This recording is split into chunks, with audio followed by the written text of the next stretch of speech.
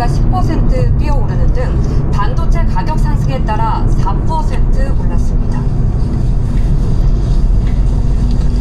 네, 조금 전에 들어온 속보 내용 하나 살펴보도록 하겠습니다. 임종원 선수가 쇼트트랙 남자 1000m에서 동메달을 차지했다는 소식이 들어와 있습니다. 임종원 선수가 쇼트트랙 남자 1000m에서 동메달을 차지했다는 소식인데요. 우리나라가 이번 대회 쇼트트랙에서 첫 번째 메달을 획득한 결과입니다. 관련 소식은 들어온 대로 더 자세하게 전해드리도록 하겠습니다. 자, 이번엔 다음 소식 살펴보겠습니다. 이번에는 미국 경제 상황입니다. 미국에서 나오는 경제 지표들 보면은 내용이 워낙 엇갈려서 혼란스러운데요. 고용 역시 마찬가지입니다. 결국 물가 지표가 앞으로의 통화 정책에 결정적인 역할을 하게 될 전망입니다. 내용 연결해 자세한 소식 알아보겠습니다. 이승윤 특파원, 미국의 고용 지표를 놓고 왜 해석이 분분한 건가요? 네, 일단 겉으로 보면은 긍정적이지만 자세히 들여다보면 특정 산업의 고용이 편중됐고 통계 신뢰성에도 의문이 가기 때문입니다. 미국 노동부가 발표한 지난주 신규 실업수당 청구 건수는 22만 7천 건으로 한 주 전보다 5천 건 감소해 전망치 22만 5천 건을 밑돌았습니다. 반가운 소식이죠. 그리고 2주 이상 실업수당을 신청한 계속 실업수당 청구 건수의 4주 이동 평균은 184만 6천여 건으로 지난 2024년 10월 이후에 1년 4개월 만에 가장 낮았다고 미국 노동부는 설명했습니다. 역시 미국 경제에는 좋은 소식인데요. 전날 발표된 1월 미국의 비농업 일자리 수는 예상을 뛰어넘어 전월 대비 13만 명 증가했고 실업률은 지난해 12월 4.4%에서 4.3%로 하락했습니다. 여기까지 보면 좋습니다. 하지만 이 고용통계 연례 확정치 수정에 따라서 지난해 일자리 증가폭이 86만 2천 명이나 대폭 하향 조정된 걸 두고서는 우려스럽다는 평가가 나오고 있습니다. 특히 일자리 증가가 의료와 사회 지원 부문에서만 12만 4천 명으로 편중돼 있어서 노동시장이 여전히 취약한 상태에 놓여 있다는 우려가 지속되고 있습니다. 경제학자들은 고용 증가가 특정 산업에 지나치게 의존하는 건 해당 부문이 둔화세를 보일 때 위험이 따를 수 있다고 경고하고 있습니다. 미국 연방정부 셧다운, 일시적 업무 정지로 고용지표 조사의 신뢰도에도 의구심이 제기되고 있는데 이에 대한 경제 전문가의 분석을 직접 들어보시죠. We do know the labor market has overall softened. This has been delayed, and it has some question as to whether or not all of the data was collected in all the usual ways. 네, 이렇게 고용 지표에 대한 해석이 애매하다 보니까 결국에는 금리를 결정하는데 물가가 굉장히 중요하게 작용할 것 같습니다. 네, 그렇습니다. 연준의 금리 결정 기구죠. 연방공개시장위원회 FOMC에서 투표권을 행사하는 인사들이 상당기간 금리 동결이 필요하다는 신중론을 제기했습니다. 로리 로건 미국 댈러스 연방준비위원회 총재는 현 수준의 금리가 FOMC의 물가 안정과 고용 극대화라는 이중 책무에 대응할 수 있는 적절한 위치에 있다고 평가했습니다. 특히 앞으로 수개월 동안 인플레이션이 목표치를 향해 하락하고 노동시장이 안정적으로 유지되면 금리 인하가 아예 필요하지 않을 것이라고도 밝혔습니다. 반면에 인플레이션이 하락했지만 고용 냉각이 나타난다면 추가 금리 인하가 적절할 수 있다면서도 현재로서는 인플레이션이 높은 수준에 머무를 가능성이 더 우려된다고 말했습니다. 아무래도 물가 지표에 좀 더 방점을 두는 모습이죠. SM의 클리블랜드 여는 총재도 현재 수준에서 금리를 유지하면서 상황이 어떻게 전개되는지 지켜보는 게 바람직하다고 강조했습니다. 또 기준 금리를 미세 조정하기보다는 최근 금리 인하가 미치는 영향과 경제 성과를 평가하면서 인내심을 갖는 쪽을 선호한다면서 꽤 상당 기간 금리를 동결할 수 있을 것이라며 아예 못을 박았습니다. 투자자들 역시 연준이 예상보다 올해 금리를 동결할 것이란 예상을 강화했습니다. 시카고 상품거래소의 패드워치에서도 금리 선물 시장은 오는 6월까지 연준이 기준 금리를 현 3.5에서 3.75%로 동결할 확률을 약 40%로 상향 조정한 상태인데요. 이런 분위기 속에 뉴욕 증시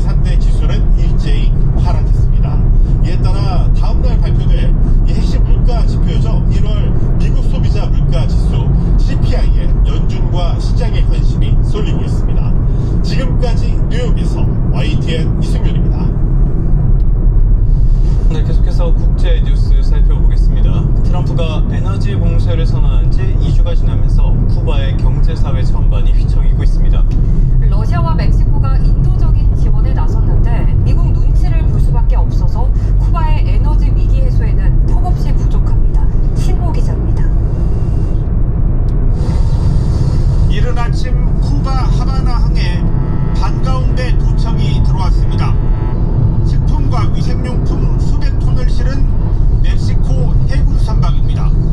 Yo considero que es una ayuda muy importante para el pueblo cubano en este momento que estamos viviendo, momentos difíciles, de mucha necesidad, mucha incertidumbre, y no sabemos cuánto tiempo podamos estar así.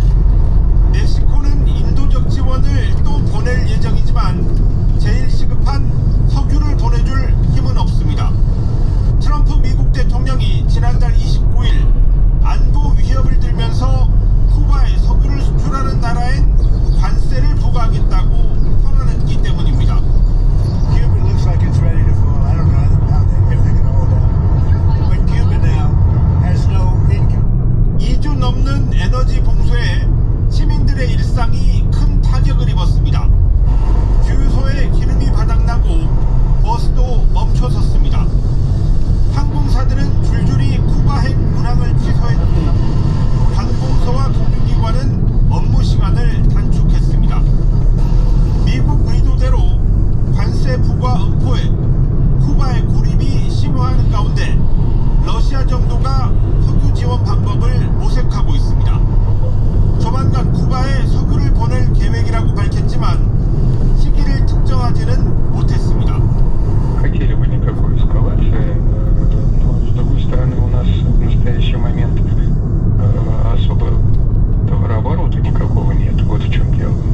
쿠바 대통령은 조건 없이 대화하자고 제안했지만 베네수엘라 공습 이후 중남미 주도권을 확보한 트럼프 대통령은 답을 주지 않고 있습니다. YTN 신호입니다. 네, 이번엔 사건 사고 소식입니다. 강원 강릉에 있는 고속도로에서 승용차가 역주행을 하다 SUV를 들이받아 3명이 다쳤습니다. 경기 남양주시에선 한 SUV가 홀로 충격 흡수대를 들이받았는데 조사 결과 음주운전으로 드러났습니다. 박희재 기자가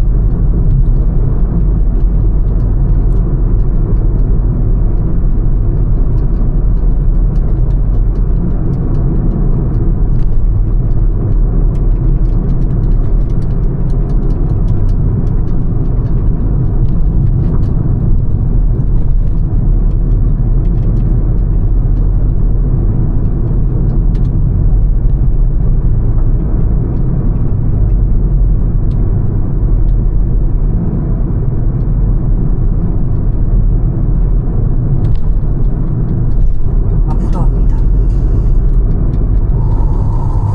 한낮에 차량 한 대가 고속도로 1차로를 유유히 달립니다. 전방 시야가 제한되는 커브 구간으로 진입하고 잠시 뒤 맞은편에서 검정색 승용차가 나타나더니 1초 만에 두 차량이 정면으로 맞부딪힙니다.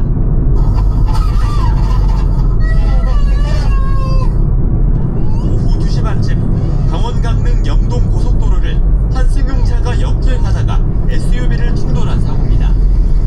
승용차 60대 운전자와 SUV 운전자와 동석자까지 모두 3명이 다쳐 병원으로 옮겨졌는데 생명에 지장은 없습니다.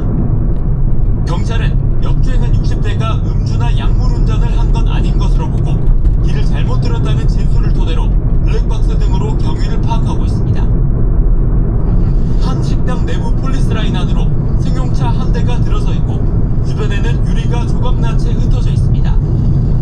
저녁 7시 10분쯤 경기 김포에서 차량 한 대가 식당으로 돌진한 사고인데 식당 손님과 직원을 비롯해 5명이 경상을 입었고 일부가 병원으로 이송됐습니다.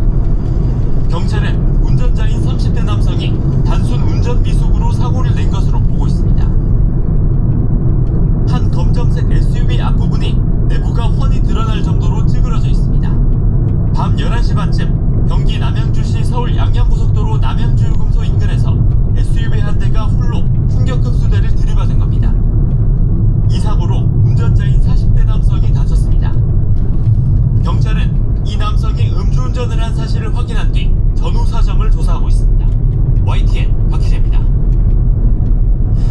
네, 서울 강북구에 있는 모텔에서 20대 남성이 연달아 숨진 사건과 관련해 이들과 함께 투숙했던 여성이 결국 구속됐습니다. 이 여성은 상대와 의견 충돌이 있어 잠들게 하려고 음료를 건넸을 뿐 살해할 의도는 없었다고 진술한 것으로 파악됐습니다.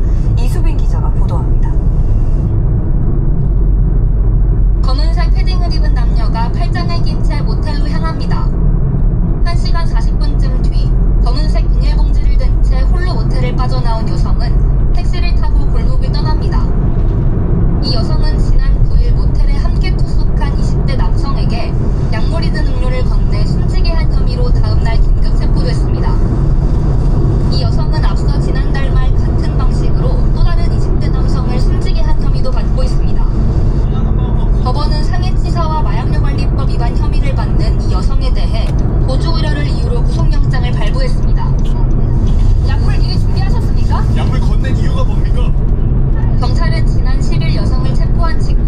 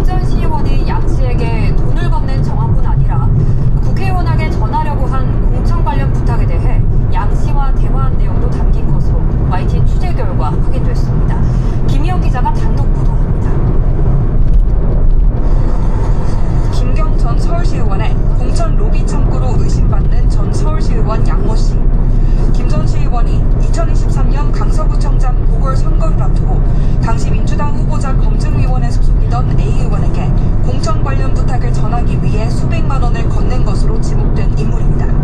정치자금법 위반 혐의 피의자 신분으로 경찰에 출석한 양 씨는 취재진 앞에서 의혹을 강하게 부인했습니다.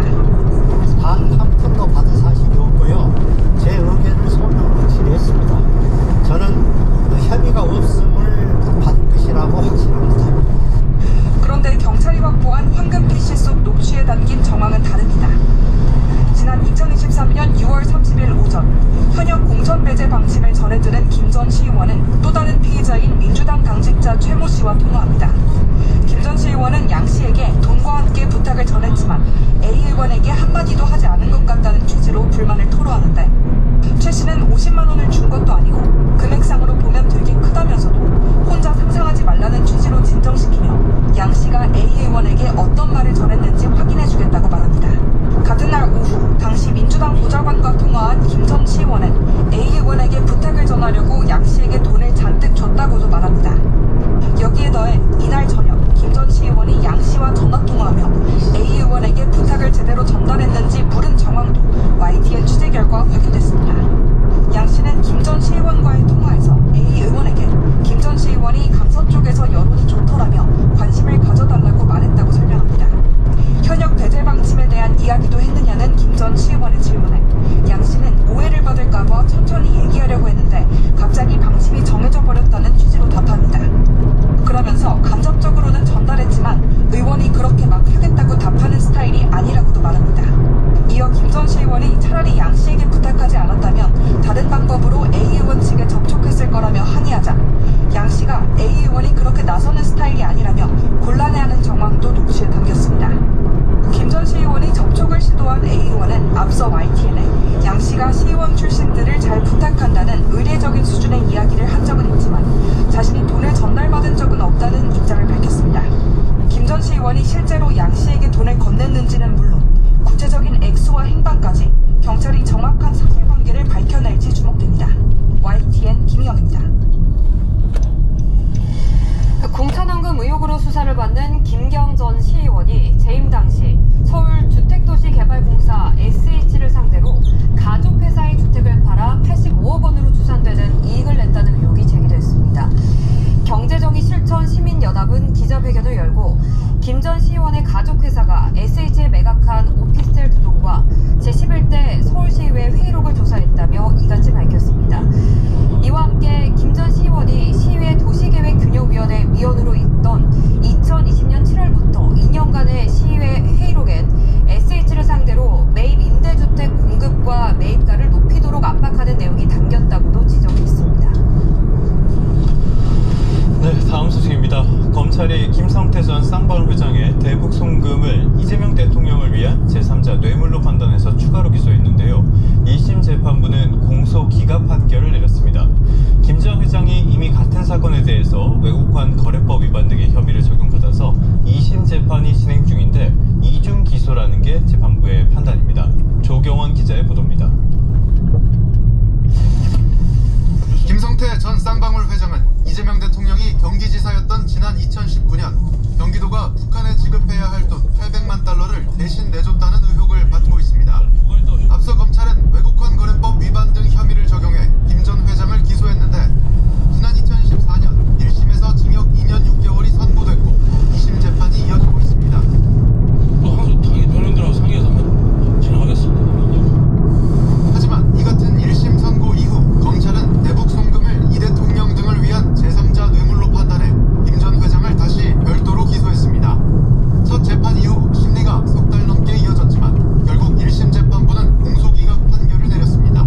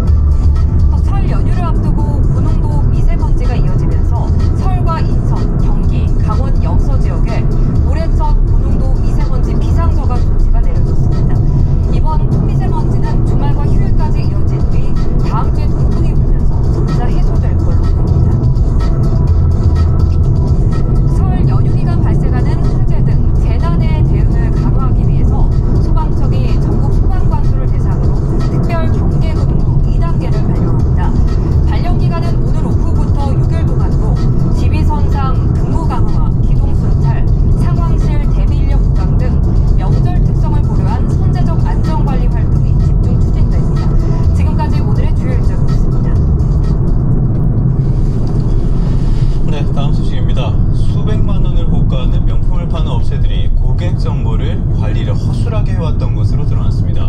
해킹과 보이스피싱에 속아 수백만 명의 고객 정보를 유출했는데요. 거액의 과징금을 물게 됐습니다.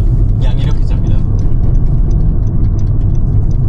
이번에 개인정보 유출 사고로 조사 대상이 된 명품 브랜드 업체는 모두 3곳입니다.